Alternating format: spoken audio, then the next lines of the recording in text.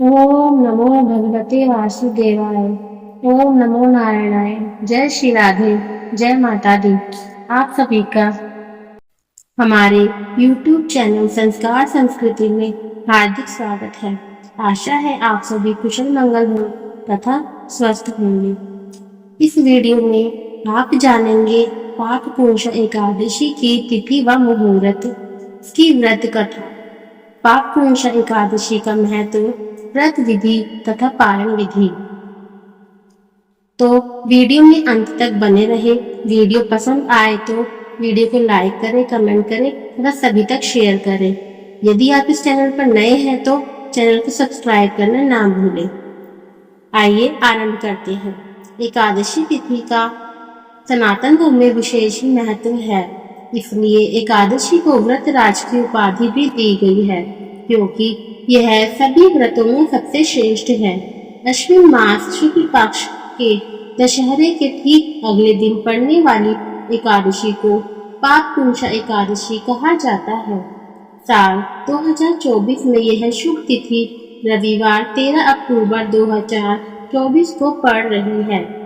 इस एकादशी का विधि पूर्वक व्रत करने से सभी पापों से मुक्ति मिल जाती है और मनोवांछित फल की प्राप्ति होती है।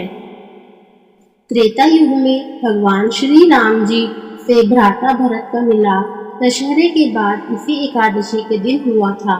मान्यता के अनुसार मनुष्य कठिन तपस्या करके जिस फल की कामना करता है, वह पापपूषा एकादशी के दिन शेष नाग पर शयन करने वाले श्री हरि विष्णु की आराधना मात्र से वह फल मिल जाता है। आइए जानते हैं पापपूषा एकादशी की तिथि व मुहूर्त।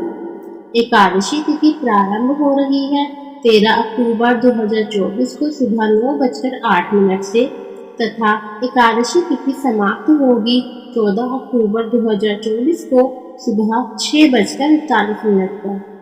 पापपूषा एकादशी का पारण समय रहेगा दोपहर 1:20 से दोपहर 3:43 तक। आइए जानते हैं पापपूषा एकादशी की व्रत कथा। प्राचीन समय में विंध्य पर्वत पर क्रोधन नाम का एक क्रूर बहेलिया निवास करता था। वह अपनी पूरी जिंदगी हिंसा, मद्यपान, झूठ, लूटपाट, छल कपट जैसे बुरे कर्म करते हुए व्यतीत कर रहा था। अंतिम समय निकट आते ही उसे यमदूत दिखाई देने लगे, जिससे वह समझ गया कि उसका अंत निकट है। बहेलिया जिंदगी भर निर्दोष पशु और पक्षियों की हत्या करता रहा, मगर वह अपनी मौत से हमेशा डरता था। क्रूर बहेलिया मृत्यु भय से भयभीत स्थिति में महर्षि अंगिला के आश्रम में पहुंचा और उनसे दया याचना करने लगा। महर्षि अंगिला को बहेलिया पर दया आ गई और उन्होंने उसे पापपूषा एकादशी का व्रत करने का आदेश दिया।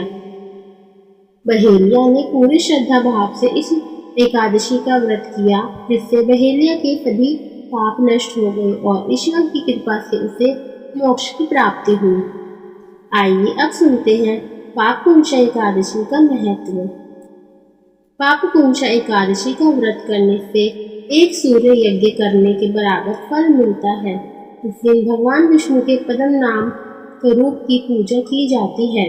इस व्रत को नियम से करने पर 3 पीढ़ियों के पापों से मुक्ति मिल जाती है, मोक्ष की प्राप्ति होती है और चंद्रमा के बुरे प्रभाव को रोका जा सकता है। व्रत को करने के फल स्वरूप शुभ फलों की वर्षा होने लगती है। मनुष्य को यमलोक का दुख नहीं भोगना पड़ता। वैकुंठ धाम में श्री हरि के चरणों में स्थान मिलता है। इस व्रत का पुण्य लाभ व्रत करने वाले उपवासक के मातृ पक्ष और पितृ पक्ष के 10 पितरों को यमलोक से वैकुंठ धाम की ओर ले जाती है। पापपूषा एकादशी व्रत पाप कर्मों से रक्षा करती है। उस दिन पवित्र नदियों में स्नान और सामर्थ्य के अनुसार दान करना चाहिए। इस दिन श्रद्धा और भक्ति भाव से पूजा करना चाहिए और ब्राह्मणों को दान व दक्षिणा देना चाहिए। इससे शरीर स्वस्थ व मन प्रफुल्लित रहता है। पापपूषा एकादशी की व्रत विधि। पापपूषा एकादशी व्रत के एक दिन पहले दशमी तिथि वाले दिन सूर्योदय से पहले भोजन ग्रहण कर लें। दशमी तिथि पर 7 धान्य अर्थात गेहूं, उड़द, मूंग, चना, जौ, चावल और मसूर की दाल नहीं खाएं। दशमी तिथि वाले दिन रात को भोजन ना करें, ताकि एकादशी वाले दिन आपके पेट में अन्न का एक भी अंश ना रहे। दशमी तिथि और एकादशी तिथि को जितना कम हो सके उतना कम बोले। मांसाहारी भोजन ना करें और ब्रह्मचर्य का पालन करें। पापकुंशा एकादशी का व्रत निर्जला या फिर थोड़े फलाहार के साथ इस व्रत को कर सकते हैं। इस दिन अन्न का सेवन ना करें। एकादशी के दिन ब्रह्म मुहूर्त में उठकर स्नान करें। तत्पश्चात साफ कपड़े पहनकर व्रत का संकल्प लें। फिर सूर्यदेव को अर्घ्य दें। एक साफ आसन या पटली ले और उस पर स्वच्छ पीला या लाल कपड़ा बिछाएं।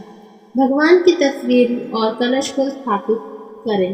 विधि विधान से पूजा करके विष्णु जी के सहस्त्र नाम का पाठ करें। शाम के समय पूजा करने के बाद व्रत कथा सुने। भगवान विष्णु का भजन करें। फिर द्वादशी तिथि के दिन ब्राह्मणों को भोजन करवाएं और सामर्थ्य अनुसार दक्षिणा दें। अंत में आप भोजन करें। पापकुंशा एकादशी की पारण विधि। पारण का अर्थ है व्रत तोड़ना। द्वादशी तिथि समाप्त होने के भीतर ही पारण करें। द्वादशी में पारण न करना अपराध के समान है। व्रत तोड़ने से पहले हरि वासरा के समय खत्म होने का इंतजार करें। हरि वासरा के दौरान पारण नहीं करना चाहिए। मध्याह्न के दौरान व्रत तोड़ने से बचें।